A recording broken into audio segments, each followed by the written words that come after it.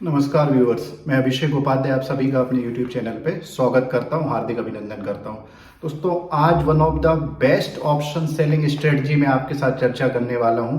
ऐसी स्ट्रेटजी देने वाला हूं जिसमें अगर आप सेलिंग करते हैं तो भी आपका लॉस प्रोटेक्टेड रहता है। और ये वन ऑफ द ऐसी ऑप्शन सेलिंग स्ट्रेटजी है जो बहुत सारे सेलर्स लगातार रेगुलर इनकम मार्केट से अर्न करने के लिए इस स्ट्रेटजी को मंथली एक्सपायरी और वीकली एक्सपायरी में लगातार प्रयोग करते हैं। ऑप्शन सीरीज को लेके हम अपने यूट्यूब चैनल पे एक जोरदार सीरीज चला रहे हैं। इसमें बहुत सारी इंटरेस्टिंग और अच्छा रिटर्न देने वाली ऑप्शन स्ट्रेटजीज की हम चर्चा ऑलरेडी कर चुके हैं और इसी श्रृंखला में आज जो हम स्ट्रेटजी की चर्चा आपसे करने वाले हैं उस स्ट्रेटजी का नाम है आयरन कॉन्डोर। हाँ दोस्तों, जिस तरीके से इस स्ट्रेटजी का नाम है आयरन कॉन्डोर, उसी तरीके से आयरन की तरह यह आपकी ऑप्शन सेलिंग स्ट्रेटजी को मजबूती देती है, आपके लॉस को प्रोटेक्ट करती है और साथ ही साथ आपके मार्जिन को रिड्यूस करती है, अर्थात कम मार्जिन में आप ज्यादा क्वांटिटी उठा सकते हैं। इस तरीके की विशेषता वाली ये आयरन कॉन्डोर स्ट्रेटजी है। तो सबसे पहले इसकी जो संरचना है उसको समझते हैं। दोस्तों, आयरन कॉन्डोर जो है वो शॉर्ट स्ट्रेंगल स्ट्रेटजी का एडवांस हेजिंग फॉर्म है, अर्थात शॉर्ट स्ट्रेंगल स्ट्रेटजी को अगर आप हेजिंग फॉर्म में उपयोग में लाते हैं, उसको हेज कर देते हैं, तो जो स्ट्रेटजी तैयार होती है उसका नाम आयरन कॉन्डोर है। अगर जो व्यूअर शॉर्ट स्ट्रेंगल के बारे में समझना चाहते हैं तो हमारे YouTube चैनल पे ऑलरेडी शॉर्ट स्ट्रेंगल को लेके हमने एक इंटरेस्टिंग वीडियो बनाया हुआ है जो आप हमारे ऑप्शन प्ले लिस्ट में जाके देख सकते हैं। तो अब शॉर्ट स्ट्रेंगल को समझाता हूं और फिर उसको हैच कैसे करके हम उसको आयरन कॉन्डोर में कन्वर्ट करेंगे इसकी बात करते हैं। तो मान लीजिए अगर निफ्टी अभी 18,500 के आसपास चल रही है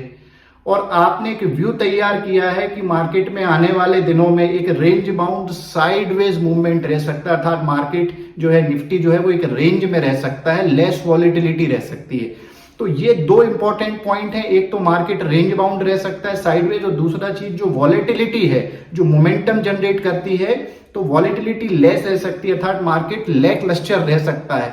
तो जब ये दो कंडीशन मेट आउट होती हैं तो फिर आप जो है आयरन कॉन्डोर का उपयोग कर सकते हैं। अब शॉर्ट स्ट्रेंगल में हम क्या करते हैं कि मान लीजिए अभी निफ्टी का स्पॉट प्राइस 18,500 चल रहा है और आपने व्यू तैयार किया कि मार्केट ऊपर की तरफ 19,000 को क्रॉस नहीं करेगा और नीचे की तरफ 18,000 को क्रॉस नहीं करेगा, तो ये आपने एक 1,000 पॉइंट की रेंज तैयार कर ली। अब आपको करना क्या है कि 18,000 के पुट को सेल करना है और 19,000 के कॉल को सेल करना है। तो एक आपने कॉल सेल किया हुआ और एक पुट सेल किया हुआ, तो ये आपकी शॉर्ट स्ट्रेंगल आपने तैयार कर ली। अब आयरन कॉन्डोर में हमें इसके और आगे जाना है और इसमें हमें क्या करना है कि चूंकि हमने दोनों तरफ सेल पोजीशन ली है और ऑप्शन सेलर में लोग जानते हैं कि जब आप केवल सेल पोजीशन के साथ रहते हैं तो आपकी अनलिमिटेड रिस्क रहती है थ्योरेटिकली। तो जब आप अनलिमिटेड रिस्क है तो इस रिस्क को, इस लॉस को प्रोटेक्ट करने के लिए आप क्या है इसकी हेजिंग करते हैं। तो हेजिंग करने के लिए आप 19,300 या 19,200 इसके आसपास का आप एक कॉल ऑप्शन इसमें परचेज कर लेते हैं ऊपर की तरफ, और नीचे की तरफ 17,700 या 17,800 का आप एक पुट ऑप्शन बाय कर लेते हैं। तो इस तरीके से आपने पुट जो सेल किया था 18,000 उसको 17,700 या 17,800 के पुट से आपने हेज प्रोवाइड कर दिया, और 19,000 का जो आपका कॉल आपने सेल किया था उसको 19,200 का कॉल बाय करके आपने हेज दे दिया। तो अब क्या होगा कि जो आपकी एक रेंज बनेगी, एक आपको रेंज मिल जाएगी जब आप ऑप्शन, कोई भी ऑप्शन स्ट्रेटजी बिल्डर प्लेटफॉर्म में अगर आप ये एग्जांपल पुट ऑन करेंगे तो एक आपके पास रेंज आ जाएगी। तो जो ये बताती है कि जब तक मार्केट उस रेंज में रहेगा आपको प्रॉफिट होगा ही होगा, और अगर मार्केट उस रेंज के थोड़ा बहुत ऊपर नीचे भी निकल जाता है उस कंडीशन में भी थीटा डिके के कारण आपको प्रॉफिट हो सकता है। पर अगर मार्केट में लार्ज मूवमेंट, चाहे ऊपर की तरफ या नीचे की तरफ, अगर बहुत लार्ज मूवमेंट होता है, हाई वॉलेटिलिटी आती है, तो उस केस में आपको लॉसेज आ सकते हैं। तो ये एक ऐसा इंपॉर्टेंट पॉइंट है जो आपको दिमाग में रखना है कि जब भी मार्केट में ऊपर या नीचे की तरफ अगर लार्ज मूवमेंट हो जाता है तो आपको आयरन कॉन्डोर से बाहर निकल जाना है। ये इस स्ट्रेटजी के एक ऐसा पॉइंट है जिसमें आपको इस स्ट्रेटजी से बाहर निकलना है। चूंकि आप इसमें हेजिंग करके चल रहे हैं इसलिए इसमें आपको मार्जिन कम लगते हैं, साथ ही साथ आपका लॉस प्रोटेक्टेड रहता है और आपको पता रहता है कि आपका प्रॉफिट जो है किस रेंज में होगा और कितना मैक्सिमम लॉस हो सकता है। दूसरी सबसे बड़ी बात क्या है कि इस स्ट्रेटजी की भी विनिंग प्रोबेबिलिटी जो है हाई रहती है, पर जो अमाउंट ऑफ प्रॉफिट है वो कम हो जाता है क्योंकि इसमें आप हेज करके कुछ प्रीमियम आप इसमें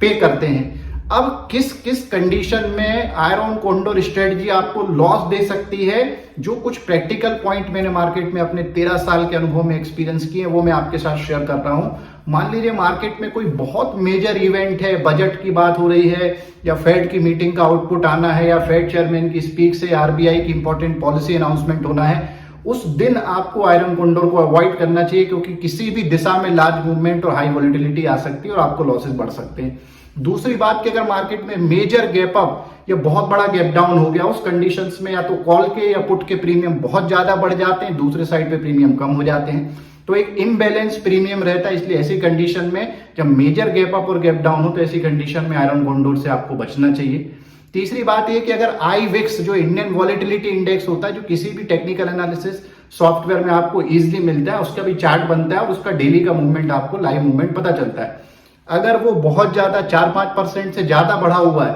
ऐसी कंडीशन में भी आपको आयरन कॉन्डोर को अवॉइड करना चाहिए, क्योंकि ऐसी कंडीशन में भी कई बार आपके कॉल और पुट के प्रीमियम अचानक बहुत तेजी से घटते बढ़ते हैं, इसलिए ऐसी कंडीशन से भी आपको बचना चाहिए। चौथी सबसे इंपॉर्टेंट प्रैक्टिकल बात यह है कि अगर किसी एक्सपायरी के दिन मान लीजिए इंट्राडे में आप ये स्ट्रेटजी को या आपने वीकली बना रखी हो, थर्सडे के दिन आप 2 बजे के बाद आपको कोशिश करना चाहिए कि 2-2:30 बजे के आसपास आप इसमें से एग्जिट हो जाएं, क्योंकि कई बार 2-2:30 बजे के बाद अनप्रेसिडेंटेड मूव ऊपर नीचे किसी भी दिशा में आ सकते हैं और एकदम से कॉन्ट्रैक्ट जो है एक्सरसाइज होते हैं और हाई वॉलिटिलिटी जनरेट हो जाती है, पर्टिकुलरली मंथली एक्सपायरी हो या वीकली एक्सपायरी। थर्सडे का दिन 2-2:30 बजे के बाद आपको आयरन कॉन्डोर की पोजीशन मेंटेन नहीं करना है, उसमें से एग्जिट आउट हो जाना है। तो ये कुछ 3-4 इंपॉर्टेंट बेसिक पॉइंट्स हैं ऑप्शन के, जो आपको इस स्ट्रेटजी को प्रयोग करते समय ध्यान में रखना है। तो आशा करता हूं कि शॉर्ट स्ट्रेंगल को कैसे आयरन कॉन्डोर में कन्वर्ट करना है और कैसे हेजिंग का बेनिफिट लेना है, ये स्ट्रेटजी आपको समझ में आ गई होगी। दोस्तों, मार्केट में बहुत सारे ऑप्शन सेलर हैं जो आयरन कॉन्डोर स्ट्रेटजी का यूज करते हैं। ये पीछे जो आपको सॉफ्टवेयर दिख रहा है, इसकी मदद से और ऑप्शन स्ट्रेटजी बिल्डर की मदद से मैं आपको प्रैक्टिकली भी ये स्ट्रेटजी आपको बताऊंगा कि कैसे मार्जिन रिड्यूस हो रहे हैं। जब शॉर्ट स्ट्रेंगल का मार्जिन किया और आपने जैसे ही उसको आयरन कॉन्डोर में कन्वर्ट किया, मार्जिन कैसे चेंज हुआ, विनिंग प्रोबेबिलिटी कैसे चेंज हुई और प्रॉफिट अमाउंट कैसे चेंज हुआ।